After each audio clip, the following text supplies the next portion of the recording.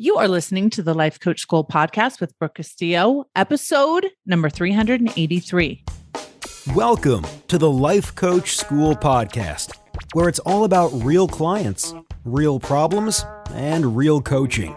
And now, your host, Master Coach Instructor, Brooke Castillo. Hi, my friends. Welcome to the podcast today. I have Stacey Boehman with me today, who's been on the podcast before, but I have been thinking so much about sales lately. I love sales. Me too. Stacey loves sales too. So I was thinking so much about sales lately. I'm like, I want to talk about this on the podcast. I need Stacey to come on. We need to talk about selling because everyone is always selling and you need to be good at selling. But before we get started, Stacey, will you just tell us a little bit about yourself?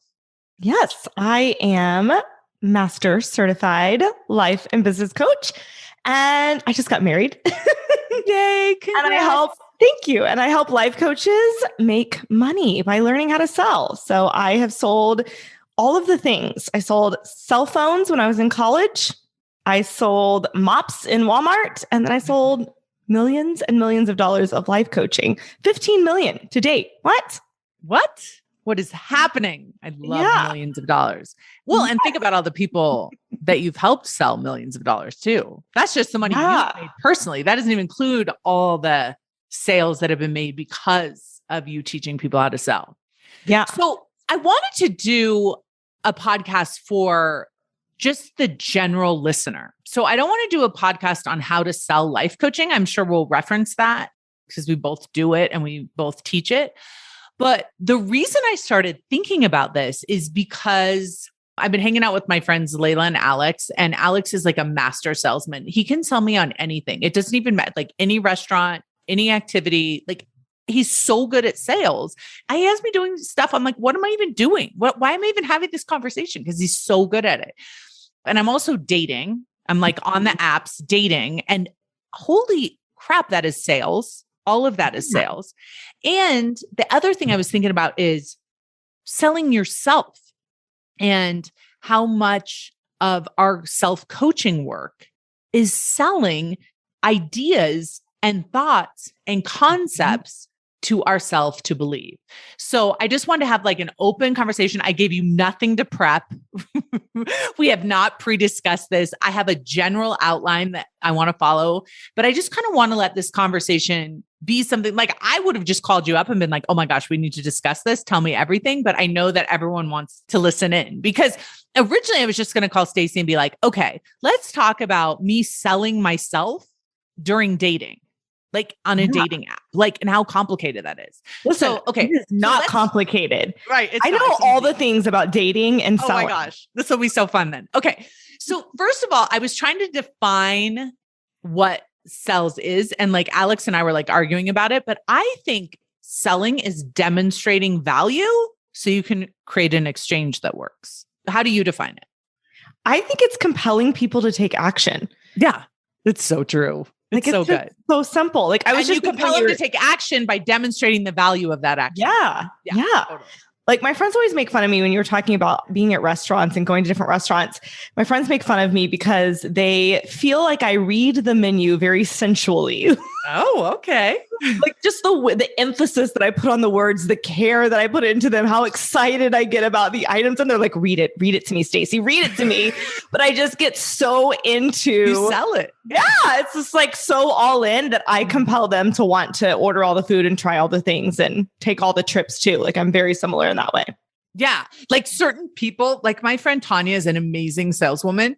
I was needing to get a new iPhone and she's like, you have to get the XL one, like the big, huge one. And this was when I had like a tiny one. And I was like, no, actually, I want the smaller one because I want to be able to put it in my pocket. She's like, listen to me. She goes, that is the most ridiculous reason to buy the smaller phone. The bigger phone is better in every single way. Simply buy it and thank me later. And I was like, okay. And so I was trying to think about it. I was like, why did I go and buy that phone? I didn't even really question her. I had the one objection. She overcame it and then it was done. And it was because I knew that she knew me. Yeah. Right. I knew that she understood like what I wanted, what I needed, what I would like. And I trusted her. Yep. I mean, she didn't even making money on that sale. But she sold me on it so quick and so fast. And I was thinking, like, wouldn't it be great if all of our sales in our whole life, in our businesses, with our spouses, with our kids, with everyone were that easy? And so how do we make selling easier? And this is for everyone that's like, maybe you don't even have a job. Maybe you're a young kid. Maybe your job is in sales. How can we offer how to make selling easy? Because why is selling so important, do you think? Being able to sell, having the skill. Yeah. I mean, it's literally like getting your way in life, right? Like I just text two of my friends and I'm like, listen, I want to go to St. Bart's for my birthday and I want to go to Aspen a month later in December. Are you guys in?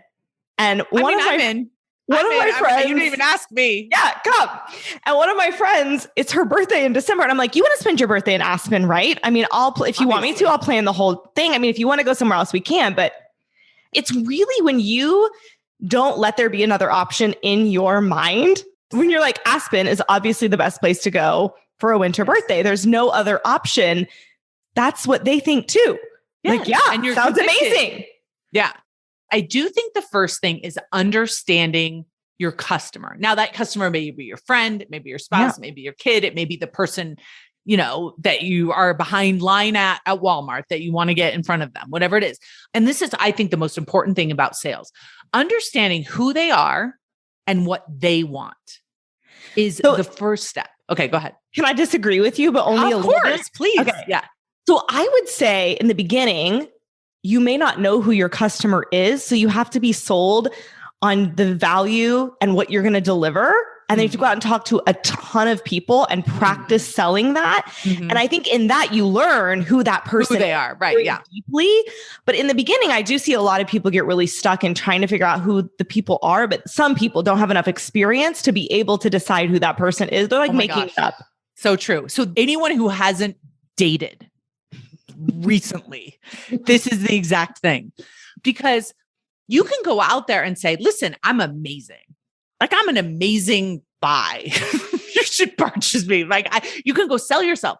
But if you don't understand who you're selling to, if you don't understand who it is that you're trying to attract or trying to sell to, you will be like very vague and vanilla and no one will be interested. And I was laughing about this because this is what I teach coaches. It's like, who exactly do you want to sell to and how will they know that you're the right person for them? And so for me, I've been thinking about this. It's like so funny. It's like, instead of just saying, hi, I'm here. Interested? Anyone? Give me a call.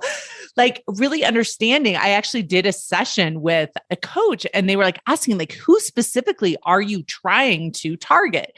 And I was telling her, I'm like, you're making me laugh because I feel like this is the exact conversation I have with my students about like finding out like who exactly, even if the only stipulation that you have is that they have money. Yeah. To pay for life coaching. Or, I mean, my friend Alex would just say if they have a pulse for Brooke Castillo. Yes. Yeah. And I also think though, this is another fun one I learned. Actually, I did circular dating too. So I've been oh my gosh, explain to us what that is, just so for people who don't know. Okay. So hold on, let me finish my thought and then and then go back to it. Okay. Yeah. But one of the things that you have to do is you also have to think about who the person you're selling to, who you need to be for them that they would be excited about, right? Yes. So like if you're thinking about, a guy who is really successful and put together and, you have to think about like, what's the girl or the man, whoever that he's attracted to, right? Yes. And also make sure that you're showing up that way, right? So it's a little bit of both, knowing that person that you want, but also being that person, knowing what that person wants. Yes, that's so good. Okay, so for example, and I want to try and relate this to all types of sales, not just myself.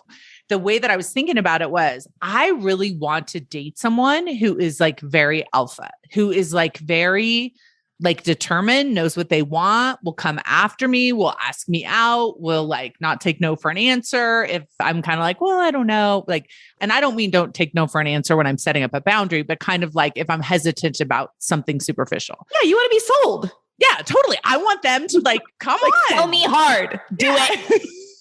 Exactly. And so it was so funny. I was talking to a coach about this and they were saying like, don't try and like uncover that in the person. Like let them demonstrate that. Like you show up and say hello. Cause like, especially if you're like on Bumble or something like that, you say hello. And then if they don't do any of the things that you want them to do, they're just not your person. Yeah. And so I think for me, I think that's super hard because I think a lot of times it's like, well, I'm so good at sales that I try and sell myself to everyone. I'm like, what do you mean? Like, I'm amazing. Don't you recognize this? What is happening? Right. But just realizing like that may not be your customer. That may not be your person that you're trying to attract. So understanding who you want to attract, I think is important. I think that's different if you're in a business situation and you're afraid. So will you talk about that a little bit? Yeah, for sure. Okay. Let me just back up with, because I don't know if we do the same circular dating or if I love that we're having 7 conversations at once. Let's go. Let's back up. Let me tell you the way that I learned circular dating, because this will be super helpful. So here were the rules that I learned. This is actually how I met Neil. So you had to date 10 guys at the same time. Oh my goodness. Okay. No, I'm not doing this. This you had to have like challenging. I listened to your podcast and I immediately texted April. I was like, what's the circular dating you did? I need to know all about it. It's the same thing I did. So you have a circle of 10 guys and you always keep 10 people in your circle. And so we're going to talk about what this does in a second, how that applies to your question, but you have to kick them out at any sign of a red flag. So you're dating all these guys. You're not super available to them. You treat them all the same. Okay.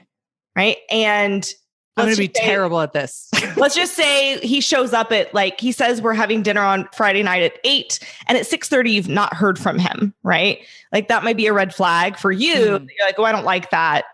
You just cut him loose. And you always have to have plans that are more exciting or as exciting as the date in case someone gets canceled. Oh, interesting. So what it does is it keeps you really sufficient and knowing that like, okay, if this guy doesn't show up, you have 9 other guys. So you're never ruminating on a guy, trying to like fall in love with his potential, which I think is the same when you're selling and when you're marketing. If you are latched on to one person being your ideal client, like people will make lists of these are my dream clients. And I'm like, rip that up right now and throw it away. Right. Like that just introduces bias into the conversation where you've predetermined who's the best person. You've predetermined who isn't the best people. And that's the only thing you're available for. It's the only thing you're looking. And so you miss like the whole rest of the world. So if you're selling, you miss all of the other people that could be clients. If you're thinking they're the perfect clients, you miss all the amazing guys. Like we always joke because he's not that way now, but I thought when I met him, he was very vanilla. It was my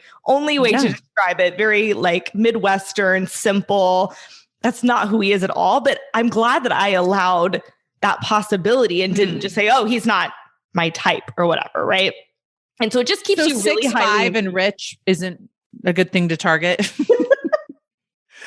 I think it's possible to have 10 6'5" and rich guys. Okay. Got it. But if you have a general sense of your market, but you don't get too specific about it.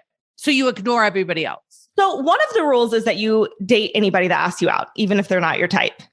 What is happening? Yeah. Okay. So that you go out and you figure out like, why did I attract this person? What can I learn from this person? What can I find out that I do like about this person? What specifically do I not like about this person? So you do get really clear on who it is that you like, but also it keeps you really open. And then your energy when you're dating 10 different people at the same time, or if you're pursuing lots of different clients and you're not just stuck on this one dream client, then you have this energy about you that's really attractive and it just fuels other people asking you out, other people asking you what that is so interesting. It makes you very enticing.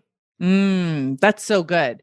So how does this apply to like other things that we want in our lives? Like in general, everyday things that I think a lot of people feel like they may not be getting because they're not good at selling. And I think like what you said is like getting what you want in life. I feel like I always get what I want and want what I get too. And so I think about this like in a hotel, like if I go to a hotel and they're like, we don't have the room that you want. Like I always sell them on the fact that they do have it because I've stayed in it before. And I know that they will give it, like I'm able to sell people on these ideas of things that I want for myself. And I don't think everyone else is as good at that as I am. This is what's coming to me is I think that, and this is what circular dating I think does, is it keeps you out of, you teach being out of the A line, right? Yeah. It keeps you out of the how, and it keeps you committed to the result. I don't know how love is going to come to me. I don't know which specific guy it's going to be out of these 10 guys, but one of them is going to be the finalist. Right? I feel like we're in The Bachelorette. I love it. It's the same to be true with like any other thing you want in your life, right? It's like, I'm going to keep going until I get what I want. I'm willing to try many different avenues. Like I've gotten a hotel upgrade people that were in the room that I thought I was staying in, upgrade them so that I could stay in the room I wanted to stay in, right? Like I've done that same thing. It's like, so also I think it's like not just being so creative in your own strategies of getting what you want, but selling other people on why it's the best for them, or it's the best for you, or why it's the best for everybody. Cause it's literally like they could have one customer that's fine with the room they have and one that's super unhappy, or they could have a customer that's super happy because they're in the room they want, and another couple that's super happy because they got upgraded for no reason. Right. Now you have two people happy. Yeah. So what do you think about this idea of believing in the result? So what you just said was like believing in the result, believing in the thing that you want. So whether that's selling, 10 people into a coaching program, or it's selling an employer on an idea of getting a raise, or selling, like you said, in a hotel room, someone on you getting the room that you want. What do you think about this idea that it depends on who believes the hardest? Yeah, I always say in negotiations, the person that loses is the one that gives into the discomfort first. Say more about that. That's so good. Well, I'll give you like the best example. Yeah, do it. We're in Lake Tahoe. We go to, I don't know if you've been to Edgewater, I think is the hotel, or Edge something. And it has these beautiful windows. Edgewood, you can eat at these tables that are right on the window. And we get there, there's one table left. It's a 4-person table. And there's 2 different couples on each side. And I say, oh, we'll take that table right there. And they're like, oh, that's reserved for 4 people. And I was like, oh, did they ask specifically for that table? And they're like, well, no, but like we have to sit 4 people that are at that table. And she tried to dismiss me. And I said, well, but you have 2 other people at that right there and right there. So if you're allowed to sit them, then you should be able to sit these people. And I kept going. Neil was so uncomfortable. He was standing next to me like, what? She was so annoyed. And I kept pushing her with just asking her questions and keep pointing out like, oh, but there are 2 people there. So clearly we could sit there. And she's like, well, there's a party about to come in. I'm like, but you could sit them right at that table over there.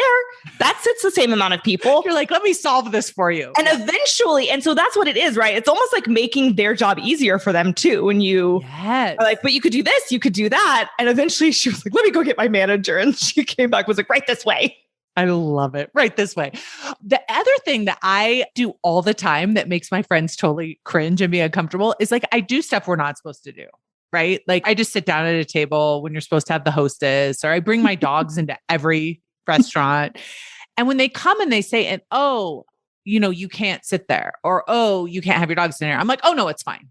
They're so confused because they have walked in establishing authority with me. Like they're telling me, and I'm like, oh no, it's fine. Like I'm in charge and they don't know what to do with it. They're like, oh, it is? I'm like, yeah, it's fine. They're like, but it's not. Because you're not supposed to. I'm like, no, it's absolutely fine. And then so many times they walk away, they're confused. Sometimes they get their manager. Their manager comes. I'm like, oh no, this is fine that my dogs are here. They're not going to move. They're not going to do anything. I mean, if you bring them water, they're never even going to get up. And so many times they're like, okay. So I do think it's like establishing that authority. And one of the things that, and this is something I really wanted to touch on, one of the things that's so important in sales is that authority. And especially like one of the things I love about my personality and how like people are like intimidated by me sometimes because I'm so direct and I'm so loud and I'm so like in your face. I always say like, I love this skill set that I have to be that way. So when I tell my clients how awesome they are, they believe me. When I tell them that their beliefs are garbage, or I tell them that they can achieve something, or I tell them that they're worthy, they believe me because I'm selling them on themselves because I've established that authority and that certainty. Yeah, 100%. That's something with certainty. There's a desire to be sold on yourself. And that's the other thing. It's like you and I have talked about this before a lot. It's like, I want to be sold. I want to be sold on things. I love it. I don't love being pushed and convinced. I love being sold. What's the difference? Okay, so here's another great example. I love giving stories as an example. We were shopping on Rodeo Drive and we go into Dior, which I love Dior. Yeah, and I too. try on this like leopard sweater, this leather skirt. The outfit's like $7,000. Right. And I'm like, I don't know. Like I want to get pregnant. By the time it's fall, I don't know if I'm going to be able to wear this. But I really loved it. And the guy took the tactic of, well, I mean, you know, Dior. If you don't take it now, you're going to be really disappointed when it sells out. I mean, you just wouldn't want to call me and be disappointed when I tell you we don't have it anymore. And it like turned me so off. I was like, oh, like, I don't want that. Like that feels. See, and that's so funny. I could have sold you on that so quick. Yeah, for sure. I'd have been like, girl, you are not walking out of here without that. That is the most amazing thing I've ever seen you wear in your life. You can't not be without it. Right. Yes. I want my people to say that. Yes. I think that's why kind of understanding who you're dealing with is super helpful. I wanted to buy the Porsche, the new electric Porsche. Yes, I remember the story. It's like so sexy to look at. It's ridiculous. I don't even know how expensive it is, but it's like a home. Like it's so expensive, but they're so fancy that they come to your house for the test drive. So the guy like drives it to my house. It like takes my breath away. This car is so beautiful. Right. And the guy comes in and he's like, do you want to go for a test drive? And I said, sure. And so he spent no time getting to know me, didn't ask me any questions, nothing. He just presumed that I would want to know what he would want to tell me. And he proceeded to tell me things that I had no idea what he was talking about. It doesn't have an engine like this car because it's electric, but it has like so many complicated features that he was telling me about that all I cared about was how pretty this car was. All he had to do was take a picture of me next to it and I would have bought it. I'm not even exaggerating. But instead, he put me in the car and drove so fast. I drive like a grandma. Like I'm going to buy this Porsche and drive like a grandma. And I drive slow. My kids like yell at me. I'm not a good driver. I can't figure out where I'm going. And this guy is driving like literally 100 miles an hour, making me so car sick. Like he's showing me how the car turns on all four wheels. And I do not like it when they do that in a circle. Yeah. Like I was so sick. And so he's like, do you want to drive? I'm like, no, I just need to get out of this car right now. And so I get out and he's like, what do you think? I mean, isn't it amazing? Didn't you like this torque thing? Didn't you like this thing? And I was like, actually, he made me feel so inadequate because I didn't know what he was talking about. And I'm like, here, I'm going to buy this car with all these features that I don't even know what they are. Like, this is so out of my league.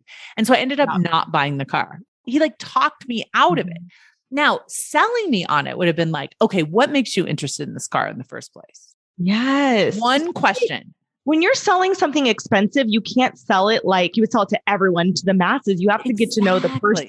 Like if the guy had like, oh, sorry, I didn't mean to cut you off. No, if the guy at Dior had been like, if he had taken the time to get to know me at all, you can't sell me with scarcity because I have everything. So like, I don't feel the scarce of like, I'm like, okay, it's going to sell out, but something else is going to come in that I'm going to love too. Right. Exactly. On Rodeo Drive, when you have all those tourists coming in, you can easily sell them on, I'm not going to be able to get this high-end, super exclusive thing. But I'm like, I have a couple of Dior people that I can email anytime and get on consignment. Like it's not the same, right? So he didn't take the time to get to know me. Your guy didn't take the time to get to know you. And I think that's like on these dating apps, when somebody says to me, like, why are you on Bumble? Like, what are you interested in? Like, what do you want? And I think it's just like, it's such a good first question because the answers will help you understand, okay, this is where this person's coming from. So first of all, you can understand, is this person someone that I want to keep speaking with? Are we in this for the same thing? But also like, if you're really interested in them, you can speak to what it is they desire. And it's just one question. Like, and so I think when we're doing sales to anyone, whether it's the lady behind the counter or the person you want to cut in line with, like anything, you could just be like, hey, are you in a hurry? Like, are you needing to pay for this really quick? Would you mind if I went in front of you? Here's my situation. Like selling them by understanding where they're coming from. Like, oh my gosh, I appreciate that you're such a giving, loving, amazing person. I'll totally pay it forward, whatever. And if someone's in a hurry, they're not going to care. Right. And so just, I think asking questions, understanding who your audience is, and then demonstrating the value of what you have. Okay. So I want to talk about this with selling ourselves on new beliefs. Okay. So if we look at ourselves as our own customer, we look at ourselves as our own person that is purchasing a new belief to believe, and we're also the seller, we're also selling ourselves. And there's so many objections, right? So if I have a belief system, I want to make $100 million. Like immediately all my own objections come up. Well, that's going to be hard. That's going to be so much work. You don't know how to do that. That's a lot of taxes you're going to have to pay. How are you going to figure that out? Are you sure you want to say that publicly? I mean, I don't know, like every single thing that comes up. And so how do we come back and sell ourselves on an idea, to believe that idea, to have the willingness to give up, like all of our doubt, all of our frustration seems like something we would want to do, but we don't. Yeah. Like we hold on to our beliefs. And it's the same when I'm selling people on coaching or self-coaching scholars. It's like, I have to help them overcome their own doubt to believe that this product will work for them. And it's the same for me. Like when I'm selling myself on a belief, I have to overcome all my own doubt to believe in the possibility of what this thought is. So do you have any suggestions on how we can help ourselves do that? Yeah, 100%. Because I had to do this when we started 2K for 2K, when you gave me the idea for that. Like, you remember, I was like, what? This name doesn't make any sense.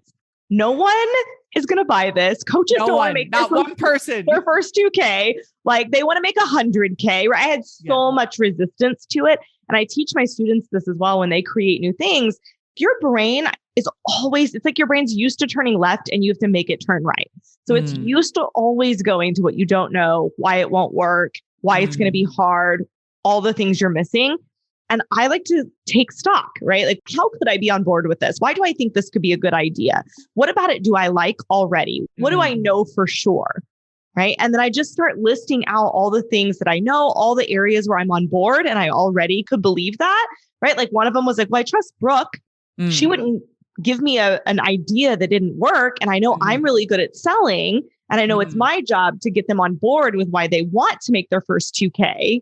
Right. And I think one thought was like, well, but also some of them spin out on 100K and they don't have realistic actions that they're able to take. Right. Yeah. I just started thinking about it from a different angle. And it's like you create that little window into your brain and more starts to open up and more. It's like just wedging space. Yes. And you have to good at it.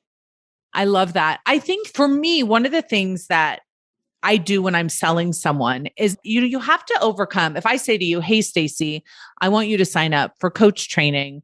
It's going to take 6 months for you to do it. And you're like, oh, but I'm really busy. I'm trying to get pregnant. I just got married. Like I need to understand all of your objections, all of your reasons for why you're not buying. So I can give you reasons that are better than those for buying. And that's what we have to do with ourselves, right? It's like, you could go make $100 million. There's like all my objections, but exactly what you were saying, then I'm like, but if you do, you're going to inspire so many people. And if you do, you'll be able to teach other people what you've done. And this will be the biggest belief that you've ever demonstrated the efficiency and the efficacy of the model with. Like it'll be very hard for people to argue that the model doesn't work if I go make $100 million with. Yeah, so right there, you're like creating desire too, right? Yes. It's not even like, I like to think of it as mining for the information I already have or the knowledge and experience I already have. But also that's so beautiful. It's like just saying, why would I even want to attempt this? Why would I want, just creating that desire will automatically also make your brain work harder for you. Yes. And believing in the possibility of that. And I think I often say to my students that are new coaches that are trying to go out there and make offers. And even many of my students who aren't coaches, but are just trying to like sell things. It's like, you can't make it about you, right? You can't make the sell about you. The sell has to be about offering value to the person. Well, when you're coaching yourself, it's the same thing. You have to advocate for the best version of yourself. Yeah. As yourself, right? So you have like the objector and the salesperson in your own self.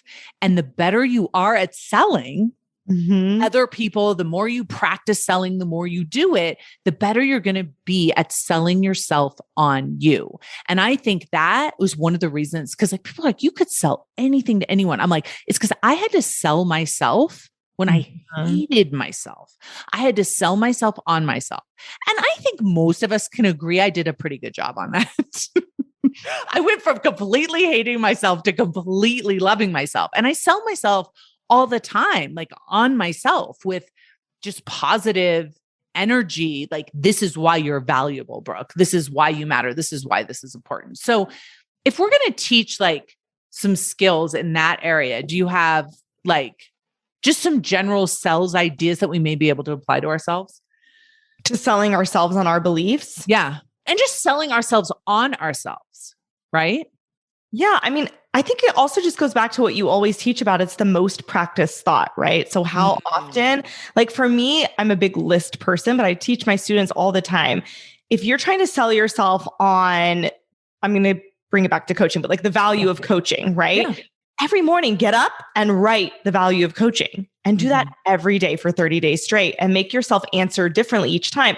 I did this for gratitude. I remember being in a place where I just was so insufficient and very victim-y. And I used to think gratitude was complete crap. And then I would every single day sit down and I could only write something down if I meant it. If I believed it. It wasn't like, saying mantras. A lot of people try to believe new things that way. They just try to repeat the same thing over and over and over to themselves without the feeling behind it. But you have to for me, I have to write it down and I have to believe it. I have to take it seriously. I have to feel it in my body. Otherwise it can't go on the paper. And I have to spend the time, no matter how long it takes, to fill that paper up. And I think that you could do that with anything, right? Like if you were a young kid selling lawnmower service, going door to door, right?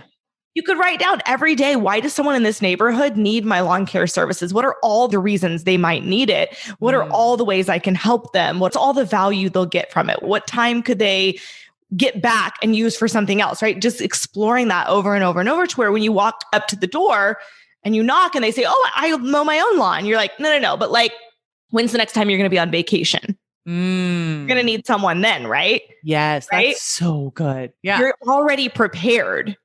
Yeah. So one of the things that I could do is like write down all of the reasons why someone would want to date me and like see this is for anyone who's dating, right? Like how many of those reasons do I actually believe? And when I say believe it, the way that you find out if you really believe something is when you read it, the feeling will be activated inside of you. Right? Like not this is why they should want to, or this is what they may think, but this is what I really believe about me. And the same thing with my product. Why would someone really benefit from joining Self-Coaching Scholars? What are all the reasons that I genuinely believe? That level of certainty creates a level of confidence when you're talking to someone, right? That I think is so attractive. Right. Yeah. And when I'm talking to men, this is a perfect example. When I'm talking to men that want me to date them, the more confident they are, the more certain they are. They're like, yeah, I don't look like Brad Pitt, but I'm pretty funny. And I'm like, all right. I'm like, how funny? Because I love to laugh. And then they say something funny. I'm just like, all of a sudden, what I thought was important is now isn't. Right. And this other thing, it's because they've developed that certainty. And I think one of the things we miss out on is enjoying our own certainty about ourselves. And so if you want to get better at selling, sell you on you all the time. Yeah. And I do think when you're in that, like, if you've done the list or however you get into that place where you find the thoughts that you already believe without a lot of effort, I think that it's also easier when you're in that emotion in your body to look at beliefs you want to believe that you don't yet believe when you're in the feeling of it, right? Which I think a lot of people try to believe something they don't believe from a place of not having gotten themselves in the feeling, vibration, the energy, whatever you want to call it. They haven't gotten themselves there first. So they're kind of already starting at the feeling of not belief and then trying to add a new thought they don't believe on top of that emotion. It makes it so hard. That's so interesting. I was talking to my friend Ryan the other day and he wants to make a certain amount of money. And to me, it's like such a no-brainer for him. I'm just like, are you serious? Like, you should have made this last week. I don't even understand. Like in his mind, he's like so tripped up on not believing something that I believe so deeply when I see him. And I think so often that's a skill that will help you in sales so much. So like, for example, I mean, you probably deal with this all the time. Now that I think about it, you're dealing with people who don't believe they can make 100K, which is insane. Yeah. Right. And you're like, I believe it's so hard for you. Like, there's no doubt in my mind that this actually is true for the person that you're looking at. And then selling them on that belief because you believe it. It's very hard to sell someone on a belief in themselves if you don't believe it with them as a coach, right? If I don't believe you're worthy, it's going to be very hard for me to sell you on being worthy for yourself. And so, well, I think when you don't believe it, you work harder, right? As the salesperson, when you're not in full belief, you just work much harder. That's when you try to convince, right? Yeah. And people feel it. Like even with your coaching though, it's like, you may not be convincing, but you just might be, I mean, it's a little convincing, but you're just working so much harder for your client. And coaches will tell me, oh, I had 8 calls today. I'm exhausted. And what that tells me is they worked so hard because they didn't fully believe in their clients' results versus it takes me no energy at all because I believe in people's capacity to change.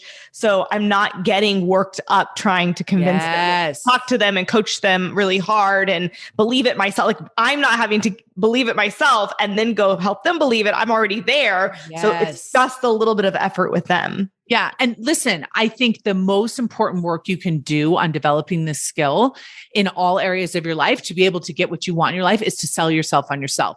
Because listen, you will always be your hardest sell, right? You will always have so many objections. You'll always be like, I don't believe you because you're you. You're biased about you.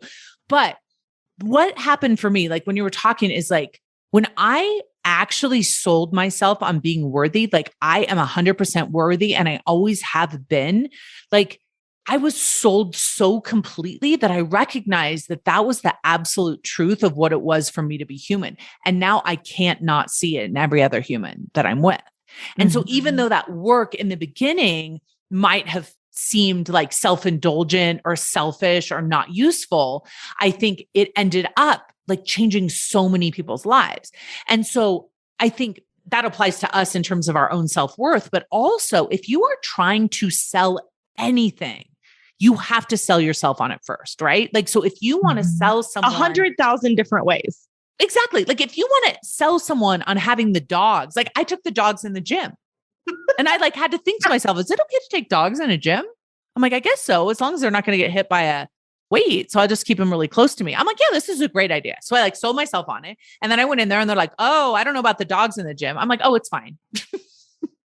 I explained to them how they run it's fine. And it totally was fine. My dogs were just like sitting in the corner, but I had to take a minute because if I hadn't taken the time to sell myself on it first, when I went in there, when they said it, I would have been like, oh, okay. And I would have left. I wouldn't be able to work out. Right. So if you're trying to sell a package, your own coaching, you're trying to sell a dress in Dior, whatever it is you're trying to sell, you have to be sold on it being incredibly valuable first.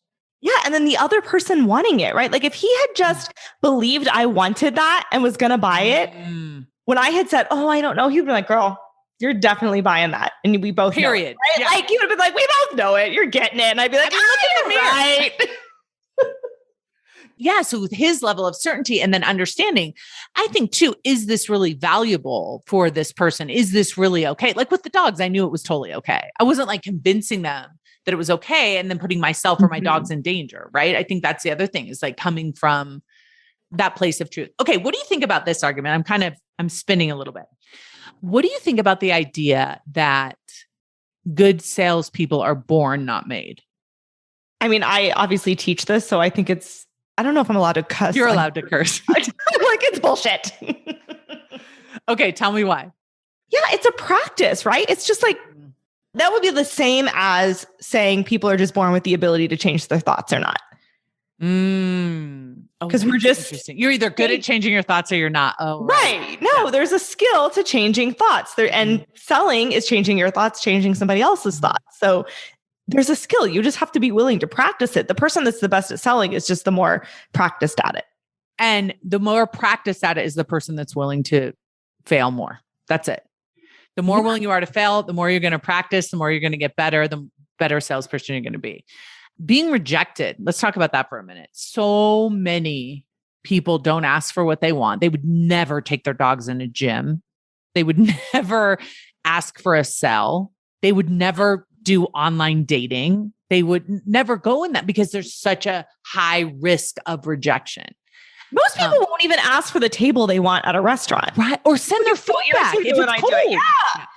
They're like, oh my gosh, no, we can't possibly do that. Yeah. So what do you think is the best way to overcome the fear of rejection, to overcome the fear of being told no? I want to say you just have to be willing to do it. You've taught that. Like you have to go out and just get a bunch of no's. You have to test it out. Like you have no idea what it's going to be like. I think that it's like, you can imagine what it will feel like and then you can do it. It's always going to be so much less than you imagined for the most part. But still, I think the other piece of that, like, I love that you said that, but I think the other piece of is it's going to be awful and who cares? It's so worth it. Like, not having what you want also sucks. Right. But like being rejected, nobody wants to be rejected. Like nobody wants to be told, I don't want to date you, or I don't want to hire you, or I don't want to let your dogs in here, or whatever it is that you're trying to do. I know I'm going to get so many letters about me taking dogs in restaurants. I hear you. I'm still going to keep doing it.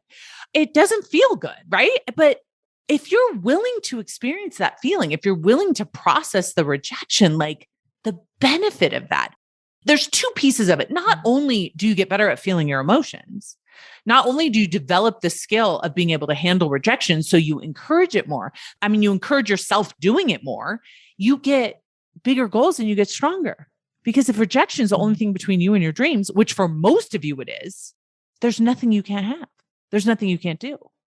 And even the whole time, like I'm thinking about situations where maybe you've asked for something and you've really wanted something. I was thinking about like at the pool, when you wanted to have that whole space to yourself at the pool and you couldn't get it, and you like sold and you like tried and you like went after it and you couldn't get it. Like that sucks, especially if you're really good at selling and you're used to getting what you want. Like there's still going to be times when you're going to ask for what you want emphatically and you're not going to get what you want, and it's going to feel terrible. And that's part of the deal. It's okay. It doesn't mean I'm going to go hide. I've had so many people tell me like, I just don't date anymore. I just don't go on the apps. You look like you're having the time of your life, Brooke. I'm just not that kind of person. And what they're really saying is, I just don't want to put myself in harm's way.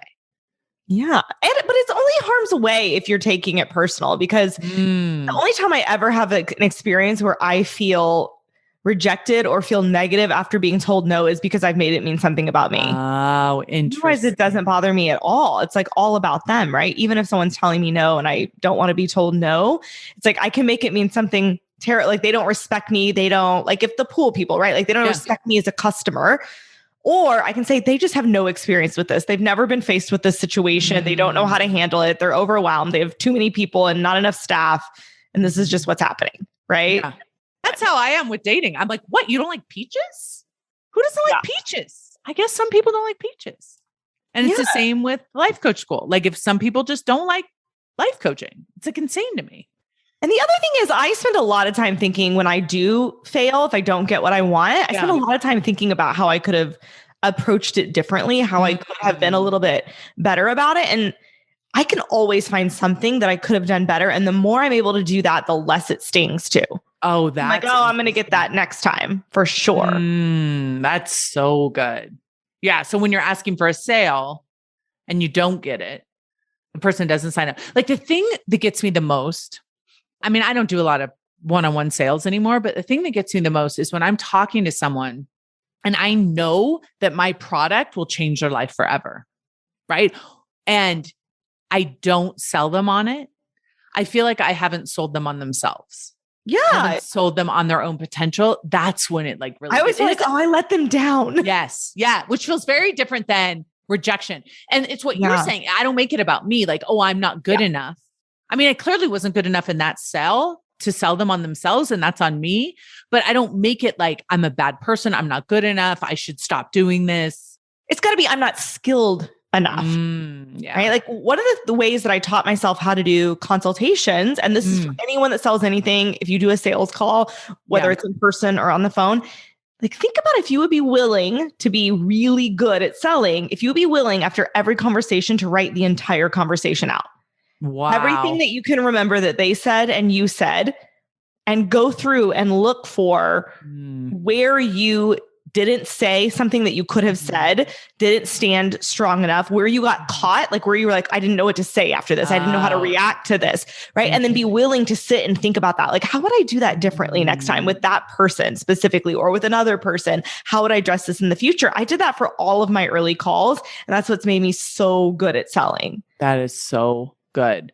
Yeah. Being able to demonstrate the value for their own sake is how I think about it. Like when I'm talking to my team about sales and marketing, I'm like, our job is to show people their amazingness. And we do that through our products. And if we can't get them to buy our products, they're never going to find out how truly amazing they are. Because most people don't sign up because of their own self-doubt. for my products. And I think that that's true on a lot of things that people don't purchase for themselves or they don't do for themselves. And so when you bring that back to selling yourself on yourself as being like one of the practices that you can do, I love your idea. Actually, it's like, when you aren't sold on the idea that this protocol will serve you or that making 10 offers today will serve you, when you let yourself down, instead of just beating yourself up, sitting down and being like, okay, what went on in my head in terms of noise that made me let myself down today? And instead of beating yourself up about it, be like, what's the matter, love? Like, what happened there? What can I understand so I can sell myself more on it later? I mean, I'm always selling myself on my calendar. I'm like, girl, you're going to feel so good when this day is done. You go get it. Mm-hmm. Instead of, oh, I don't want to do this. I'm going to lay around, that sort of thing. So, well, and I think I teach an evaluation process, and you've taught this before, I'm sure. Yeah.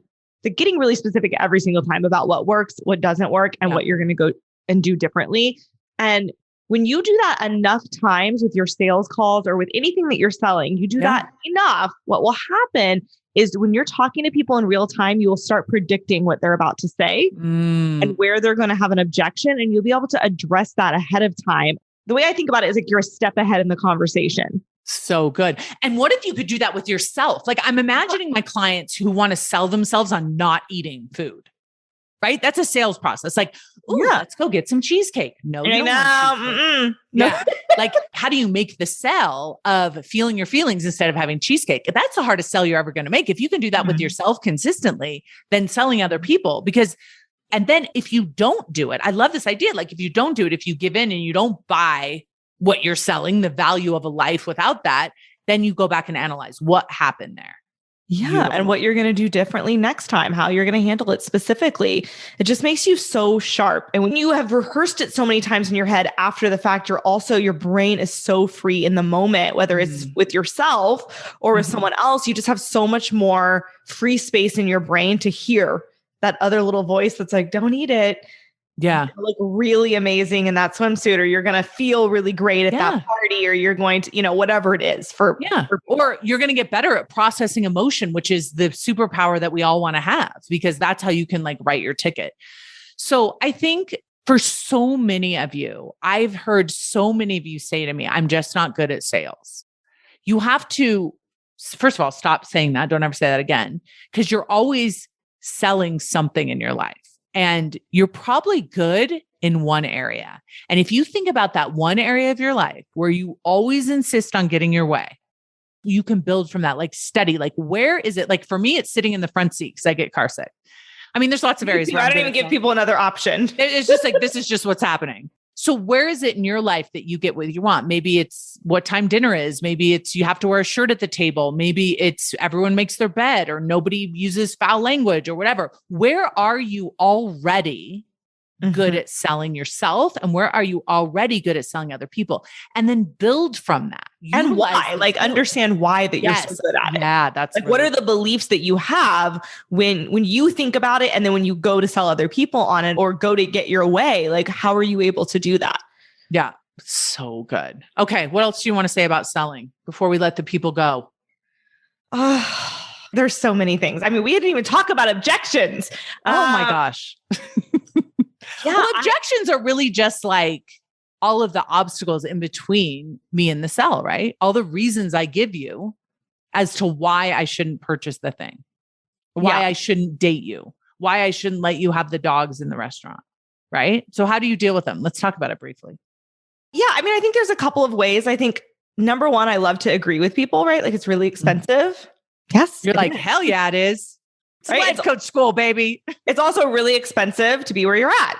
Right? How is that true? And the big thing that I think about with objections that I think people do wrong is they talk too much.